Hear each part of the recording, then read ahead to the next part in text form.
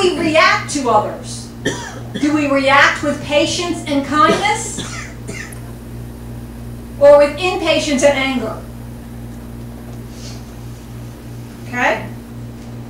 Love does not envy. It does not boast. It is not proud. So we're not standing around people showing them, oh, well, look what I have. Look what the Lord has done for me. Look how great I am. Look what I've achieved. That's not love. Okay? So it's not, and it doesn't envy. It's not saying, oh, look what you have. Well, I wonder how you got that. Okay? It's not envious of what other people have. And it's not boastful, and it's not proud. Okay, let's go on. It is not rude. It is not self-seeking. Ooh. It's not walking around saying, what about me? What about me? What about me? Isn't that what we do? That's what our nature does. That's why to love, we have to do it on purpose. Because if we don't do it on purpose, we're always going to look and see, how does this action affect me? What are the consequences to me if I help that other person? How does this affect me? That's not what love is. Love is, how does it affect them? How does it help them? How can I be a blessing to them? Right. Amen? Love is not easily angered. It keeps no records of wrongs. Okay? We cannot be people. We have to work on our anger issues so that we are not easily angered with other people. We have to work on making sure that we don't keep a record of what this other person has done to us in the past. Say, yeah, well, I forgave them, but remember in 1972 when you really, oh, you made me really mad. Okay? We can't store those up. We have to forgive and forget. Let it go. Give it to God. Love does not delight in evil, but rejoices with the truth. It always protects, always trusts, always hopes, always perseveres. This was hard for me when I read this and really contemplated on it. And where it really bothered me was always trusts. Do we always trust others? No. We've been programmed not to. Life has taught us not to trust others. But God is saying, no. You trust not because of their nature, but you trust me. If we trusted, we wouldn't put fences up. Very good. But see, we have to trust God enough. I have no need for them.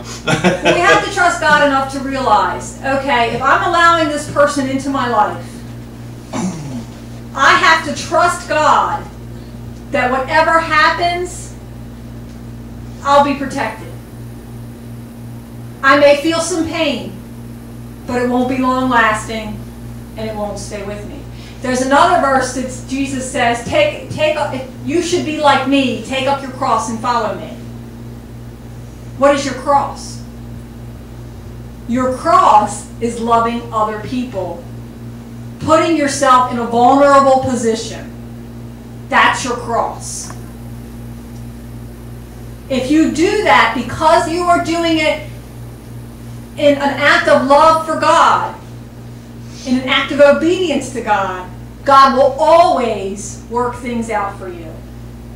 And if it happens to be that that person hurts you in some way, God is going to replace or reward that hurt 10, 20, 40 times what you lost.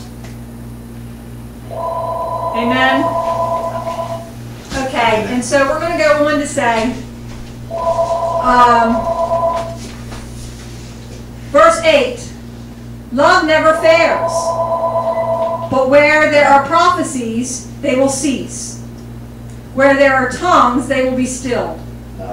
Where there is knowledge, it will pass away. For we know in part, and we prophesy in part. But when perfection comes, the imperfect disappears. When I was a child, I talked like a child. I thought like a child. I reasoned like a child. When I became a man, I put childish ways behind me. Now we see but a poor reflection in the mirror. Then we shall see face to face. Now I know in part. Then I shall know fully, even as I am fully known. And these three things remain: faith, hope, and love. But the greatest of these is love. What these verses are trying to tell you, first of all, is that love never fails. Love will always succeed. Amen? Mm-hmm.